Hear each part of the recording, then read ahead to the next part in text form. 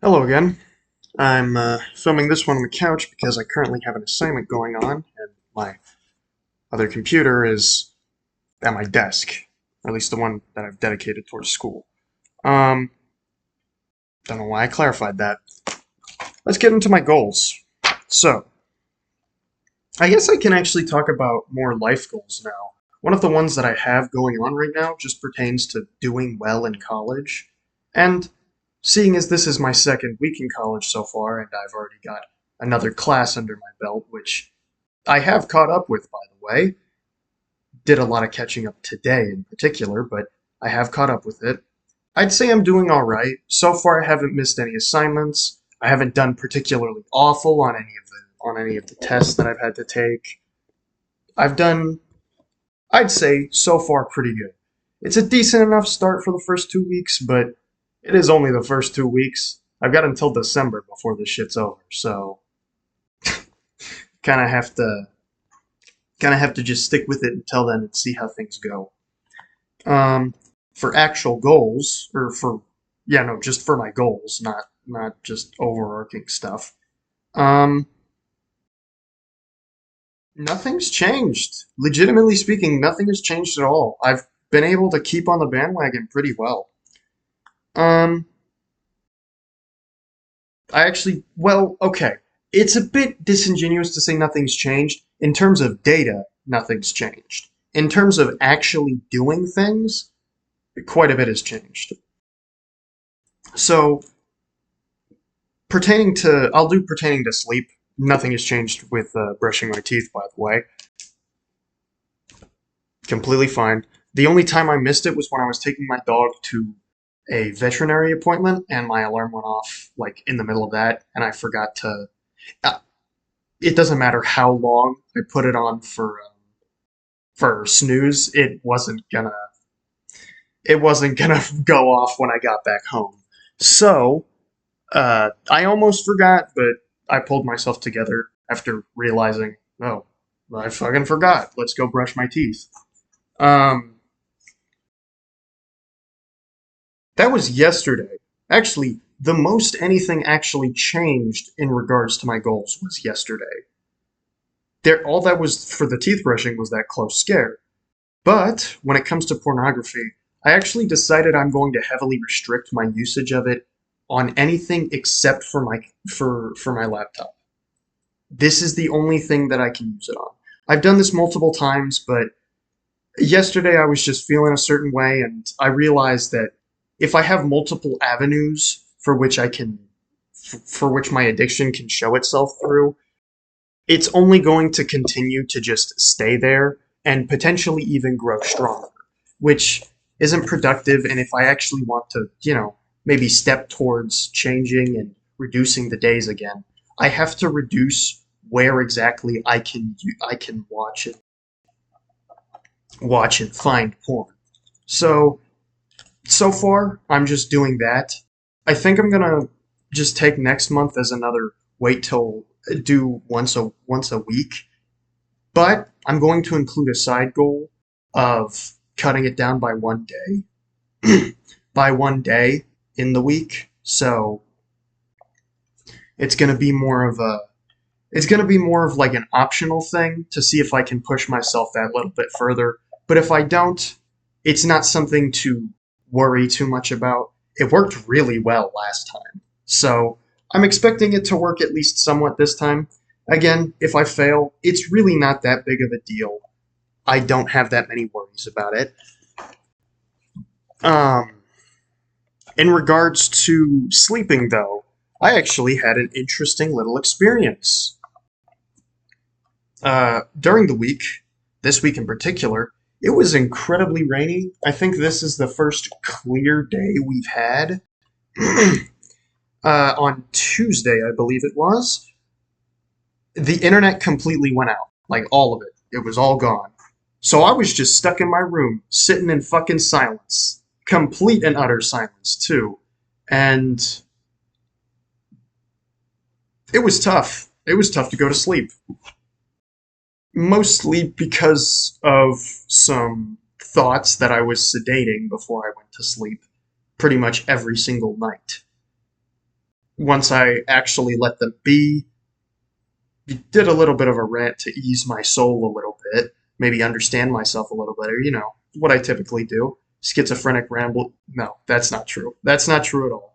Um, but yeah, it was a bad night for me in particular. I felt horrible.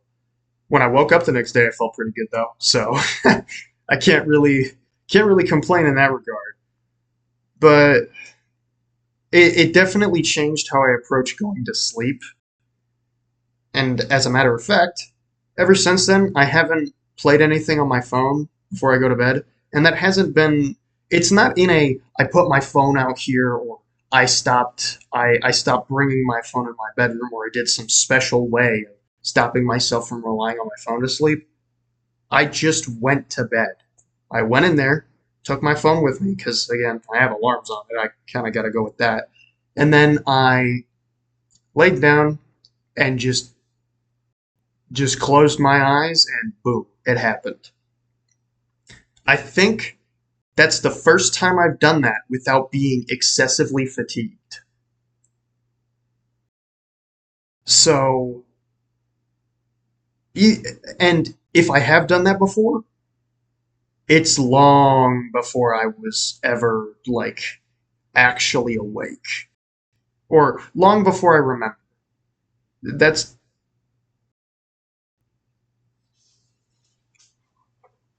um that's the first time that's ever happened, or at least I've ever been able to do that. And I'm just gonna keep doing it. It is what it is. Go to sleep. That's it. Experience what I want to experience, and then when I notice it's closing in on the time to go to sleep, I go to sleep. It's refreshing just being able to do that. I'm rather happy with that, and if anything, it should help me out in regards to actually going to ending up in bed by like 11 o'clock, 10 o'clock, 9 o'clock, all the way down to 8 o'clock. One, allowing me to wake up a little earlier and utilize that daylight for something else, and also a little bit of fixing my circadian rhythm. Um, it's really nice to just be able to do that. I want to keep doing that. It's something that I just want to do. I don't want to. I don't really want to listen to like music or really anything while I'm sleeping anymore. I think I'm completely fine not having to. Plus, listening to something when you're asleep can sometimes make your alarm not work very well. There are times where I just straight up slept through my alarm because my brain registered it as just, oh, video playing or music playing, which is just not a good move. So, as far as changes in that regard go, that's how it's going so far. And it's also the last week of August that I'm going to talk. I didn't even register that. Holy shit. So this is more of a monthly in review. I'm going to be honest. This entire month has been pretty smooth sailing up until this week. And it's not like I was struggling in particular in regards to any of my goals. I was doing really well this week. It was mostly just outside circumstances that ended up making me change. And, yeah, that's kind of just how it is. Outside circumstances that have motivated me to change in some way. And I feel rather refreshed. Like, admittedly, I feel incredibly refreshed by that. I remember last night in particular, Thursday was a big night for me, or a big day for me. I had a rather, I watched a rather discouraging YouTube video about the sin of empathy, disguised as something else entirely. You'd be remiss for thinking it was about children's education and entertainment with where the video itself ends up going. And it inspired a level of nihilism in me, but at the exact same time, the comment section, the entire video itself, it gave me an inherent sense of hope, even though my immediate emotions, immediate reactions to the video itself were an incredible level of sadness. Like, holy shit, I felt unbelievably horrible after watching it. There was the underlying realization that, wow, not only are there other people who actually think exactly like me, there's like people who are more than willing to just put this shit out there specifically so that people can view it, specifically so that they can talk about the evils of the world, hell, the evils of humanity inherent to itself, about how oftentimes the only reason that people stray away from empathy are because those who are in power want them to stay away from empathy, want them to think that empathy in and of itself is a weakness when it's never has been. If it was, then why the hell are so many people Christian? And then I realized, oh, they're not Christian because of empathy or because of Jesus Christ's teachings. They're Christian because they want to be special. Especially in America, like my world, this shit is awful. These motherfuckers think a doomsday is always happening when, in reality, that's not really a major theme of the Bible. Sure, there are allusions to doomsday, but they don't necessarily focus on it all that much from what I've found so far. And I plan to completely read the New Testament, the Old Testament. Hell, I even plan to read multiple translations if I can of the Bible and the stories of the Bible. But it feels weird that it's so universally agreed by a lot of people, including other Christians, about how doomsday isn't supposed to be a major part of the religion, and instead, the biggest part of it is meant to be that of Jesus' teachings. So much so to the point where pastors get yelled down for quoting Jesus Christ. It's disturbing, but also gives me a form of hope, because I also know that it is the vocal minority that ends up in these incredibly violent circles, and it's the bystanders who either get inducted into these circles or destroyed by these circles. An interesting little, I guess, learning topic that I dove into this week that wasn't a part of schooling were the tenets of fascism, Nazism, and genocide. I learned quite a lot about it.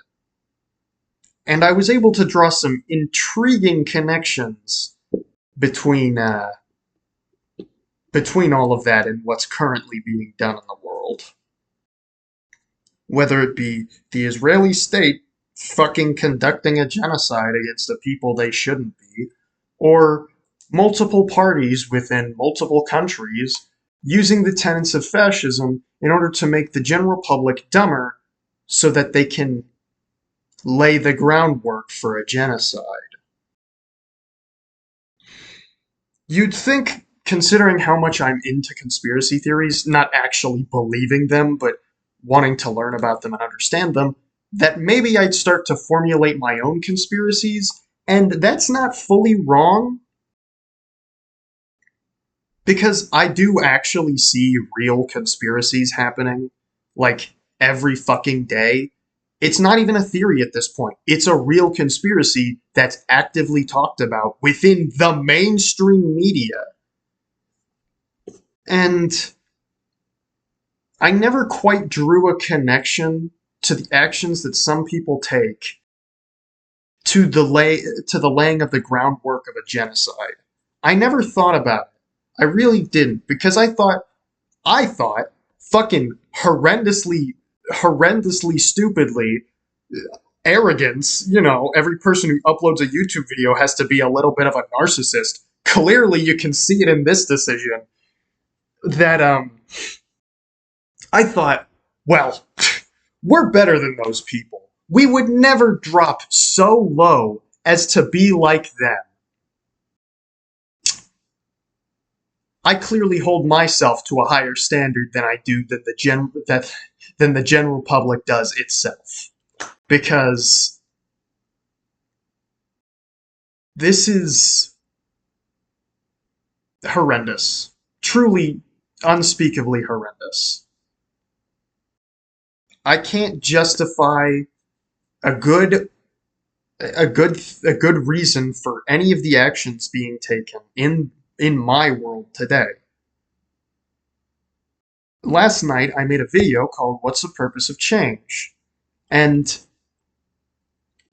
just like in that video, I can't think of a single purpose for bad change. There is no overarching goal. There is nothing. There is no real purpose. It is just a response to a general want. That's it. There's no overarching real reason for any of it. It's just because they feel like it, because they want to. Not because there's any actual, like, reasonable purpose for it. It's just worthless. It baffled me that I wasn't able to come to a conclusion, but I realize now that oftentimes people don't do shit for a reason. I do. I feel like there has to be a reason behind a lot of my actions, otherwise I risk doing things that I'll regret. And it hurts to think that nobody else really thinks that, not nobody else, that most people don't really think like that.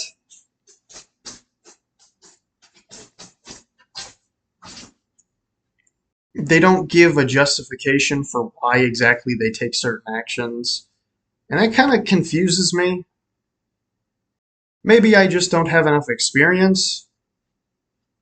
But I feel like I've been saying that a lot to justify not knowing certain things, when maybe those things aren't knowable. Maybe there isn't any real explanation for it. Maybe, even with a boundless experience that comes on from an immortal life, there is absolutely nothing. There is no conclusion that I could come to as to why people think that way, as to why people do things that way, as to why people fundamentally do things that seem to hurt them. I don't think I'll ever come to understand actions like that because I really don't think there's much to understand. I'm capable of understanding why people are dragged into it, but I'm not capable of understanding the origin, the core of these ideas. I can understand why people might be a part of it, why they might feel empowered by it, but I truly and completely don't think I can understand the core of these ideas. I just don't think I can. I don't think I ever will. I could be wrong, and honestly, I hope I'm wrong about this statement, because if I'm able to understand the core of the ideas, I might be capable of doing something more about them. But as far as things are now, I really don't believe I'll ever be capable of understanding the core of really the core of a murderous ideology. I just don't think it'll happen. And with that, I don't think I have anything else to say. I gotta get back to my assignment, and I've summarized everything I've learned and did this week, so I will see myself next month.